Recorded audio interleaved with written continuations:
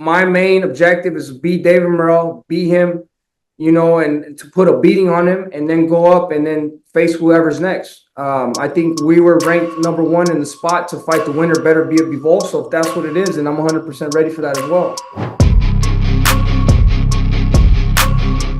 David Benavidez is already plotting his path to victory against the winner of the highly anticipated February 22nd rematch between undisputed light heavyweight champion Artur Beterbiev and Dmitry Bivol. Known as the Mexican Monster, Benavidez has outlined a tailored approach for each potential opponent, a calculated boxing strategy for the relentless Beterbiev and relentless pressure for the technical maestro Bivol. Despite his ambitious plans, Benavidez has more immediate business to handle. On February 1st, he faces WBA regular light heavyweight champion David Morrell in what many consider a tightly contested 50-50 matchup. Yet Benavidez doesn't share the public's doubts. Buoyed by confidence, he accepted the fight after observing Morrell's lackluster performance against Radivoj Kalajdzic on August 3rd. In Benavidez's eyes, Morrell's vulnerabilities have set the stage for a decisive victory.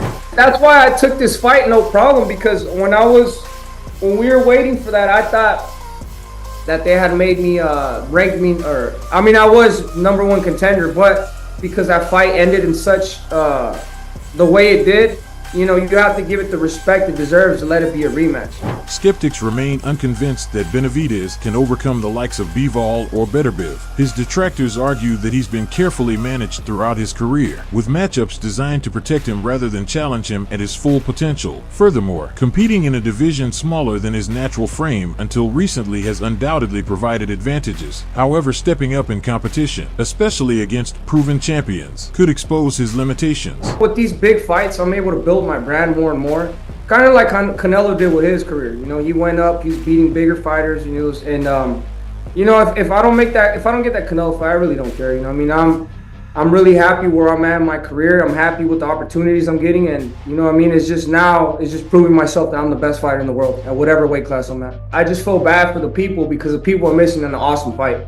And at the end of the day, this is what we're here for, just to give the people a good fight. So critics also point to Benavidez's fixation on Canelo Alvarez as a missed opportunity. Had he shifted focus earlier, he might have moved up to light heavyweight or even cruiserweight, potentially securing a world title by now. Instead, his insistence on chasing a fight with Canelo left him sidelined in pursuit of an elusive dream. Benavidez's recent comments regarding the Bivol-Beterbiev rivalry have drawn mixed reactions. While he claimed that Bivol deserved to win their October 12th clash, his opinion holds little weight in the face of official judging. Beterbiev emerged victorious under intense pressure, solidifying his status as the division's most dangerous fighter. Beterbiev is the strong, coming in, he's like a fucking tank trying to knock you out, but there's room for him to be outboxed. Honestly, I thought Bivol beat him. And I thought he beat him convincingly, but that's how you could beat that fighter. For Benavidez, taking on Beterbiev using his trademark aggressive approach could spell disaster. Many see him as another Callum Smith, albeit without Smith's renowned punching power. Against Bivol, the challenge would shift to handling the Russian's technical brilliance and tactical adjustments, factors that sparring sessions, no matter how competitive, cannot replicate. With Bivol, you have to pressure more, and you have to throw way more combinations. You can't just throw hooks, right hooks or left hooks. You have to be really intelligent with your combinations. So both of them, you have to fight two different ways. But whoever we fight, bro, we have to be 100% ready. And I would definitely be ready, and it would be an amazing fight with both those guys. Interestingly, Benavidez's decision to fight Morrell aligns suspiciously with the Cuban's first underwhelming performance in his career. Until that point, Benavidez and his father, Jose Benavidez Sr., appeared hesitant to face Morrell, likely wary of his dominant displays against fighters like Senna Agbiko and Yamaguchi Fukao. Now with Morrell appearing more vulnerable, Benavidez sees an opportunity to strike. So once they were giving me a few other names to fight, and I'm like, man, I'm not interested in any of those fights. I want the big fights. And if we can't get anybody big, then we're gonna make a big fight out of a person that has a belt and he talks a lot of shit. So that's kind of the route we went. And this is a fight people have been wanting to watch too for a long time. So I feel like now is the best time to make the fight with me and David Morrell happen. But it's just in my mentality, I'm just ready to fight the best. I don't care who it is, and I'm ready. I'm 100% ready to face whoever it is now.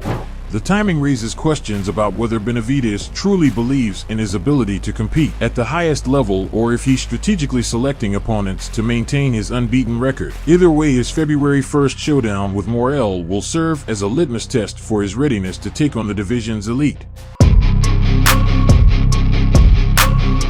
Callum Smith is ready to step back into the world stage as he prepares to face WBO interim light heavyweight champion Joshua Buatsi on February 22nd in Riyadh. This fight presents a significant challenge for Smith, who must contend with the heavy-handed Buatsi for the interim belt. However, the timing may work in Smith's favor. Buatsi endured a grueling battle against Willie Hutchinson on September 21st, a fight where Buatsi displayed his resilience but also his vulnerabilities, getting rocked several times. While Hutchinson isn't known for his punching power, his relentless pressure revealed cracks in Buatsi's defense. This could be an opening for Smith, whose superior punching power might capitalize on the lessons learned from that bout. With 30 wins and 22 knockouts in his 12-year professional career, Smith has the tools to test Buatsi's durability like few have done before. Smith's last outing against the elite saw him suffer a 7th-round knockout to unified light heavyweight champion Artur Beterbiev on January 13th. Despite showing heart, Smith was overwhelmed by Beterbiev's relentless offense, falling to a barrage of punches in the 7th. Interestingly, some of the compact hooks Smith landed during that fight could spell trouble for Buatsi, who hasn't faced that level of power or precision yet. In his most recent fight, Smith secured a morale-boosting 5th-round knockout victory over Carlos Galvin on November 30th. While Galvin wasn't a top-tier opponent, the win helped Smith regain some momentum following a challenging period in his career. The former WBA super middleweight champion has struggled to maintain consistency since losing his title to Canelo Alvarez in December 2020, a one-sided unanimous decision loss. That high-profile bout provided financial security, but Smith's inactivity since just 4 fights in 4 years has left many questioning his hunger for the sport. Now, with time ticking in his career, Smith has to shift gears and become more active. To remain competitive at this level, he'll need to prioritize fighting at least 3 times a year, rather than settling for sporadic appearances. Facing Buatsi is more than just a shot at redemption. It's a chance for Smith to prove he still belongs among the best in the light heavyweight division.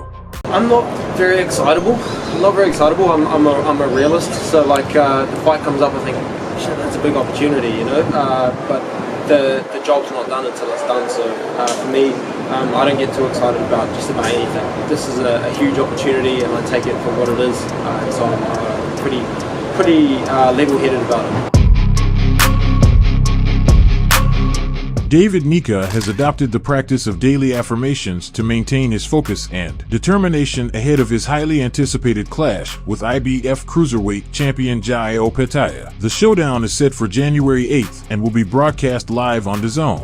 This is something that I have failed to, show to the public, but it's only because I haven't had the right opponents. You know, my record to date doesn't carry much weight, but this fight will be a telling tale of the athlete that I am, and the guts and the heart and the courage and the ability that I have. Nyika has made it clear that his goal is nothing short of dismantling Opetaia in the main event at the Gold Coast Convention Centre in Broadbeach, Queensland, Australia. His mission is to strip the IBF crown from Opetaia and expose his vulnerabilities to the boxing world. He's so well-rounded. He can bang, he's precise, he's got all the makings of a great champion, so my job is to knock him off and take his place. With just 13 days remaining before these 2 power punchers step into the ring, Nyika is confident and laser-focused on his task. He aims to use his superior punching power and mental fortitude to deliver a performance that will leave no doubt about his dominance. I'm always preparing for someone like David. You know, I'm always preparing for like good orthodoxes. You know, that's the only reason we would sort of change it up as Southpaw and Orthodox. But I'm always sort of, you know, tricky, tall Orthodox. You know, that's what I'm preparing for all the time. They're not always preparing for a Jai Opetaia. You know what I mean? I'm a different breed to these dudes. You know, I'm a different fighter. You know, this guy's got nothing I haven't seen before. I've got a lot of things he hasn't seen before. So, you know, I'm excited, but and I know he's going to come prepared. You know, this is a hard fight. I'm not thinking this is going to be easy, but I've got to be switched on. I'm fucking pumped. So, let's get it done. Opetaia's recent rematch with Benavidez on May 18th provided a glimpse into his weaknesses. While the Aussie looked untouchable in the early rounds, the fight took a dramatic turn when Benavidez ramped up the pressure in the second half. The relentless onslaught exposed cracks in Opetaia's composure as he struggled to respond under fire. When Benavidez drew blood, Opetaia seemed to falter mentally, appearing shaken and unsure. Man, I wasn't too stressed. I was just waiting for the name to pop up. But yeah, nothing changes for me, bro. We just keep training, keep grinding, and we perform and fight now. That performance didn't go unnoticed by Nyika, who likely sees an opportunity to exploit Opetaia's perceived fragility. Drawing comparisons to Benavidez, Nyika possesses a similar blend of devastating power and relentless aggression, making him a dangerous adversary for the Australian champion. Nyika's approach will be predatory, akin to a shark sensing blood in the water. He plans to push Opetaia beyond his comfort zone, ensuring he cannot dominate as he has against lesser opponents in the past. With his explosive style and unyielding mindset, Nyika may very well prove to be the kryptonite for Opetaia's reign. Regardless, the Opetaia versus Nyika clash promises to deliver excitement, particularly for Australian and New Zealand boxing fans. With the stakes high for both fighters, this bout could have significant implications for the future of the division. Subscribe. Please like and comment. This is very important for the development of the channel. See you later.